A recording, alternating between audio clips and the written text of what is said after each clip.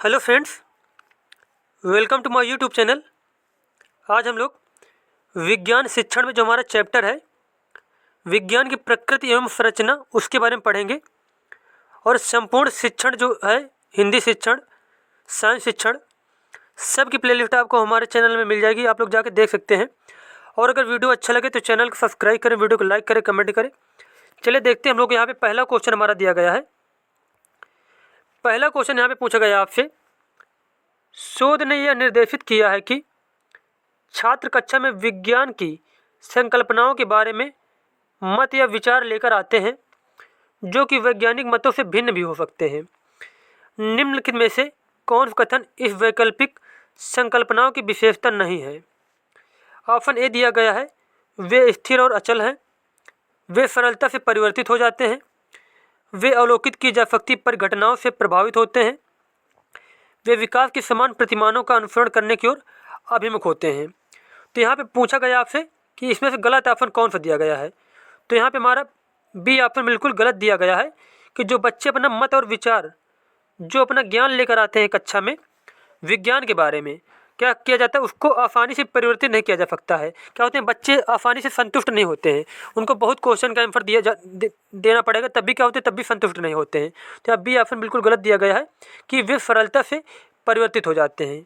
उसके बाद अगला क्वेश्चन पूछा गया है आपसे यहाँ पे।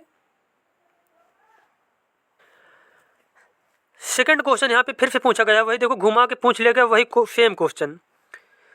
शोध बताते हैं कि बच्चे औपचारिक विज्ञान अध्ययन में ऐसे कई पूर्व विचार लेकर आते हैं जो वैज्ञानिक व्याख्याओं से मेल नहीं खाते।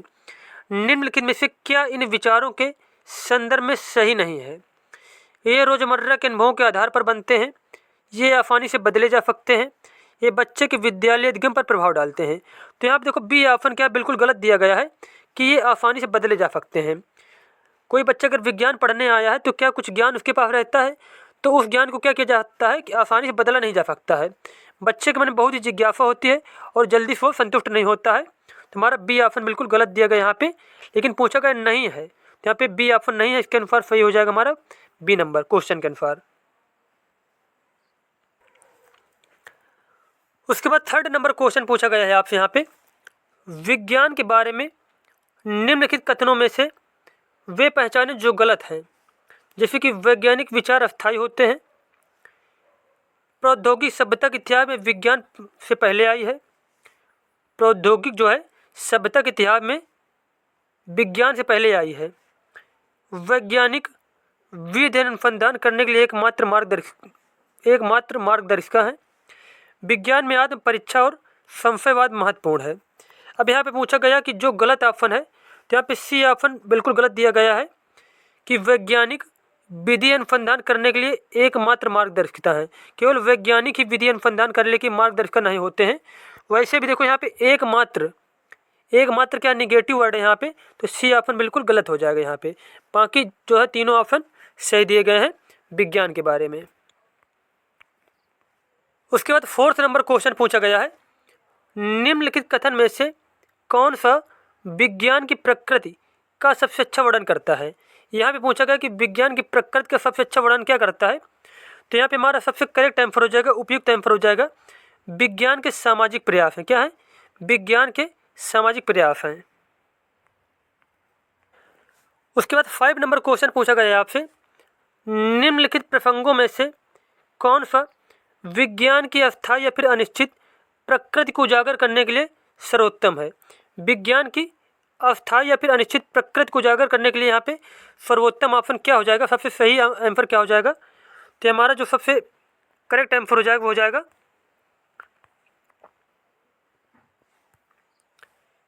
थॉमसन के प्लम पुटिंग मॉडल और रदरफोर्ड के परमाणु मॉडल जैसी परमाणु की संरचना की विभिन्न अवधारणाओं की सीमाओं पर शिक्षक जो है कक्षा में चर्चा कर रहा है। क्या करना चाहिए? विज्ञान की जो अस्थायी प्रकृति है, अस्थायी प्रकृति, उसके बारे में समझाने के लिए एक शिक्षक को क्या करना चाहिए? शिक्षक को करना चाहिए कि थॉमसन का जो प्लम पुडिंग मॉडल है और रदरफोर्ड का जो परमाणु मॉडल है उसकी क्या करना चाहिए? कक्षा में चर्चा करनी चाहिए। तो हमारा बी ऑप्शन इसमें बिल्कुल सही हो जाएगा। उसके बाद 6 नंबर क्वेश्चन आपसे पूछा गया है, निम्न में से कौन सा कथन विज्ञान परकशील है, कथन की सही व्याख्या करता है। तो यहाँ पे कौन सा कथन बताता है कि विज्ञान जो है परकशील है। तो यहाँ पे हमारा बिल्कुल सही आंसर हो जाएगा कि विज्ञान एक सामाजिक गतिविधि है। क्या है? यहाँ पे हो जाएगा ए नंबर कि विज्ञान विकासशील। विज्ञान क्या विकासशील है, जिसके आधार पर हमें मालूम चलता है कि विज्ञान जो है परकशील भी है। तो हमारा ए ऑप्शन बिल्कुल सही हो जाएगा यहाँ पे।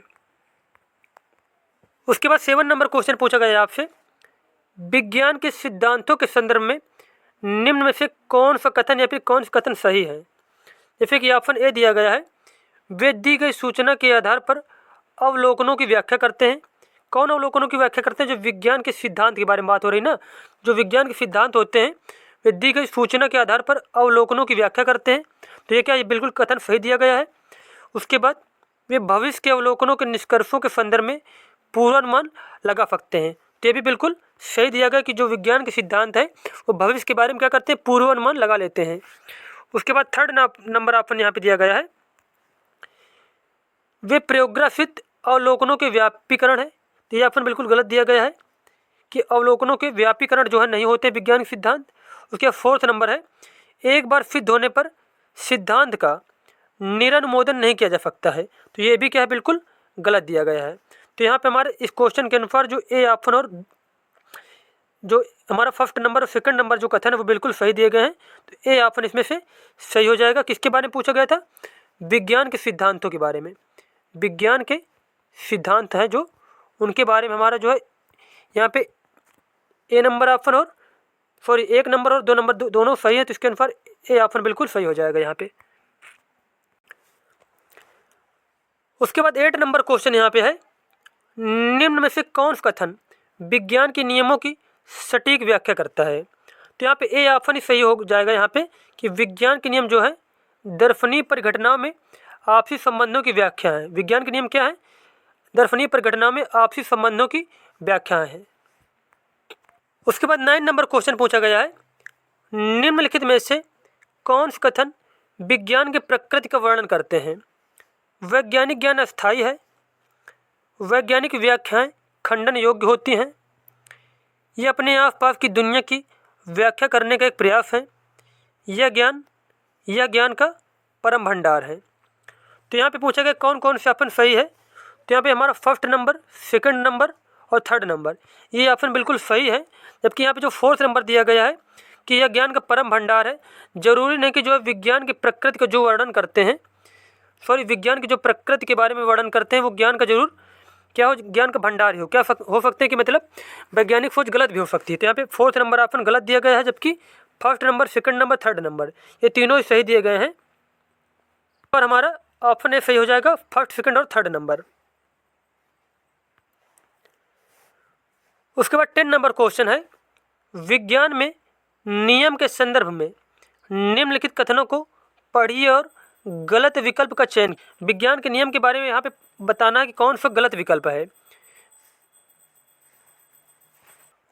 अब जैसे यहाँ पे पहला ऑप्शन दिया गया है, विज्ञान में नियम को व्यापक शोध के पश्चात बदले या प्रस्थापित किया जा सकता है। विज्ञान में नियम तथ्यपूर्ण, पूर्वानुमानित और अपरिवर्तनशील है। विज्ञान में नियम सार्वभौमिक रूप से अवलोकित तथ्य हैं। तो यहाँ आप देखो ए ऑप्शन जो गलत यहाँ पे है, ए ऑप्शन ही गलत दिया गया है। देखो यहाँ पे जैसे कि विज्ञान में नियम को व्यापक शोध के बाद बदले प्रस्थापित किया जा सकता है, ये क्या है, बिल्कुल गलत दिया गया है। और वहीं पे देखो बी ऑप्शन दिया गया है कि विज्ञान में नियम जो है तथ्यपूर्ण, पूर्वानुमानित और अपरिवर्तनशील है। तो अपरिवर्तनशील ये क्या है, सही है नियम के बारे में। और ये यहाँ पे पूछा गया है कि प्रस्थापित या बदला जा सकता है। जो विज्ञान के नियम क्या है, बदले नहीं जा सकते हैं। तो ये ऑप्शन क्या है यहाँ पे, और यहाँ पे दिया गया है कि प्रस्थापित या बदले जा सकते हैं। तो ए ऑप्शन हमारा बिल्कुल गलत हो जाएगा और यहाँ पे बी और सी ऑप्शन बिल्कुल सही हो जाएंगे।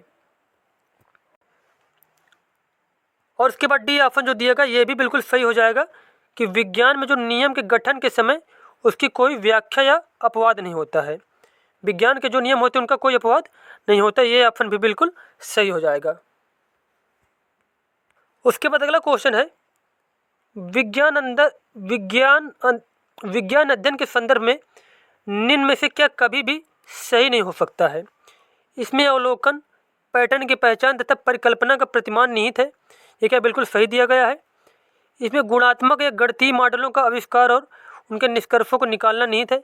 ये भी बिल्कुल सही है। यहाँ पे यह निर्णयात्मक प्रमाणों के लिए केवल इंद्रिय जनित आंकड़ों पर निर्भर है। तो ये क्या बिल्कुल गलत दिया गया है कि विज्ञान जो है केवल आंकड़ों पर निर्भर नहीं होता है। ये बिल्कुल गलत दिया गया है, जबकि विज्ञान क्या होता है, प्रैक्टिकल आधारित होता है। उसके बाद डी ऑप्शन दिया गया है, इसका मुख्य उद्देश्य अवलोकनों तथा नियंत्रित प्रयोगों द्वारा सिद्धांतों की पुष्टि करना, झूठ सिद्ध करना। तो यहाँ पे डी ऑप्शन बिल्कुल ही सही दिया गया है। तो यहाँ पे हमारा पूछा गया कौन सा नहीं हो सकता है, तो सी नंबर ऑप्शन बिल्कुल ही नहीं हो सकता, ये गलत कथन दिया गया है। उसके बाद अगला क्वेश्चन पूछा गया आपसे, निम्नलिखित में से कौन सा विज्ञान के उत्पाद के अंतर्गत नहीं आता है, सॉरी आता है, विज्ञान के उत्पाद के अंतर्गत आता है। तो यहाँ पे हमारा जो करेक्ट आंसर हो जाएगा कि वैज्ञानिक नियम जो हैं वह किसके अंतर्गत आते हैं, ये विज्ञान के उत्पाद के अंतर्गत आते हैं। तो इसमें से सी ऑप्शन हमारा बिल्कुल सही हो जाएगा।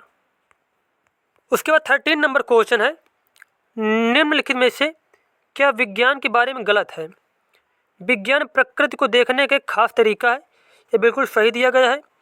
विज्ञान ज्ञान का तेजी से विस्तार करने वाला निकाय है। ये भी सही दिया गया है।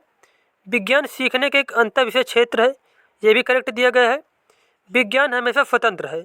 विज्ञान क्या हमेशा स्वतंत्र नहीं होता, ये बिल्कुल ऑप्शन गलत दिया गया है। तो यहाँ पे डी ऑप्शन बिल्कुल गलत है। तो इस क्वेश्चन के अनुसार पूछा गया कि बारे में गलत है, तो डी ऑप्शन बिल्कुल गलत है। तो यही हमारा सही हो जाएगा। 14 नंबर क्वेश्चन पूछा गया आपसे यहाँ पे, निम्न में से विज्ञान के लिए कौन सा कथन सत्य नहीं है। विज्ञान प्रकृति और उसकी परिघटनाओं के विषय में अंतिम सत्य नहीं कहता। बिल्कुल सही बताएगा यहाँ पे। विज्ञान संबंधी ज्ञान की प्रगति का एक रैखिक पथ का अनुसरण करती है। ये बिल्कुल गलत दिया गया यहाँ पे कि जो विज्ञान है वह रैखिक पथ का अनुसरण नहीं करती है। विज्ञान के विचार नए परमाणु की रोशनी में परिवर्तित किए जाते हैं। ये भी बिल्कुल सही दिया गया है। विज्ञान हमारे प्राकृतिक और सामाजिक संसार की समस्याओं को समाधान देने में सक्षम नहीं है। टी ऑप्शन भी हमारा बिल्कुल सही दिया गया है कि प्राकृतिक और सामाजिक संसार की सभी समस्याओं को समाधान देने में सक्षम नहीं है। कुछ चीज़ों का समाधान तो विज्ञान दे देती है, लेकिन सभी चीज़ों का समाधान नहीं दे पाती है। तो यहाँ पे ए ऑप्शन हमारा, सी ऑप्शन और डी ऑप्शन सही दिए गए हैं, जबकि बी ऑप्शन गलत दिया गया है। तो यहाँ पे सत्य नहीं है, तो यहाँ पे बी ऑप्शन हमारा बिल्कुल सत्य नहीं है। तो यही आंसर हमारा हो जाएगा। उसके बाद 15 नंबर क्वेश्चन आपसे पूछा गया है, निम्न में से कौन सा कथन विज्ञान के सिद्धांतों की सबसे सटीक व्याख्या है। तो यहाँ पे सबसे करेक्ट आंसर हो जाएगा कि विज्ञान के सिद्धांत या फिर थ्योरी जो है दर्शनीय परिघटनाओं के निष्कर्ष हैं।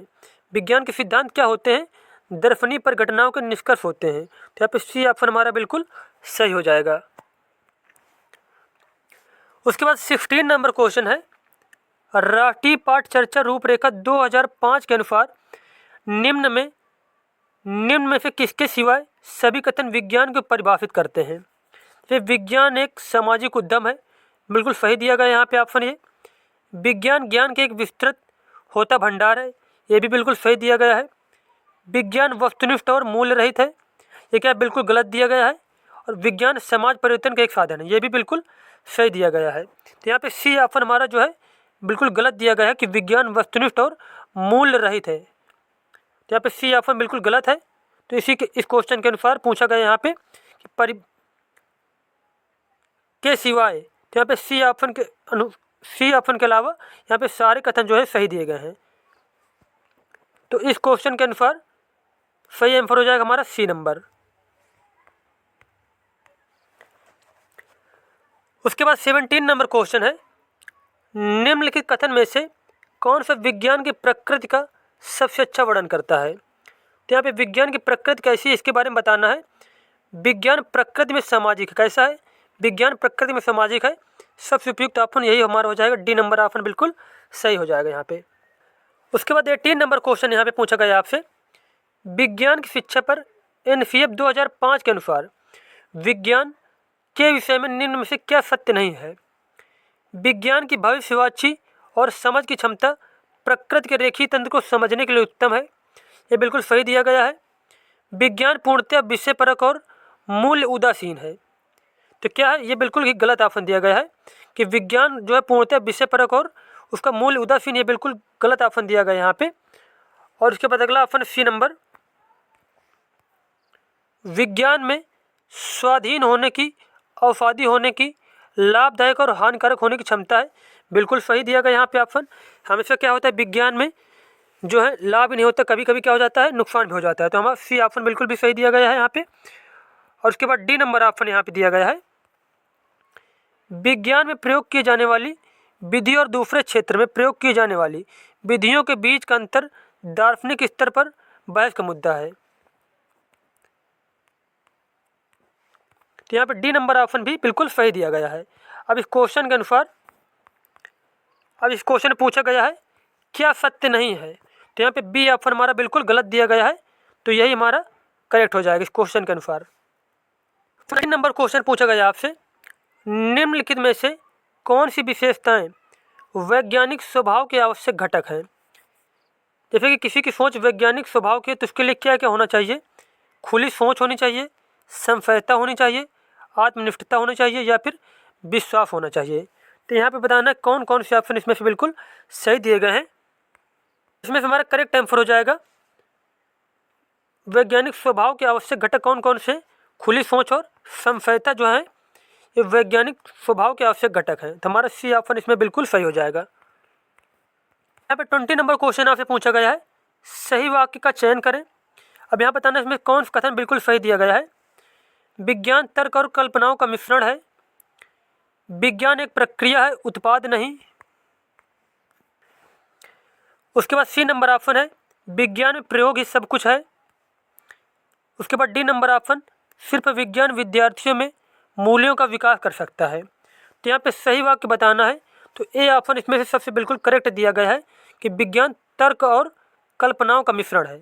इसमें से ए ऑप्शन हमारा बिल्कुल सही हो जाएगा। उसके बाद 21 नंबर क्वेश्चन पूछा गया है, निम्नलिखित कथनों से पहचाने जो कि विज्ञान के बारे में सत्य हैं।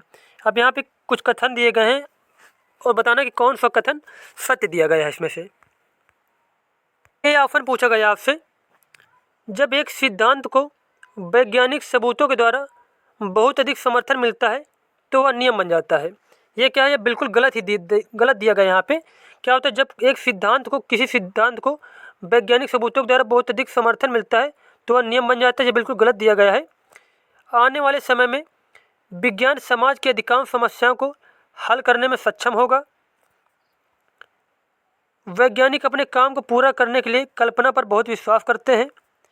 सभी वैज्ञानिक विचारों को नियंत्रित प्रयोगों द्वारा खोजा और परखा जाता है। तो डी ऑप्शन तो बिल्कुल गलत दिया गया है।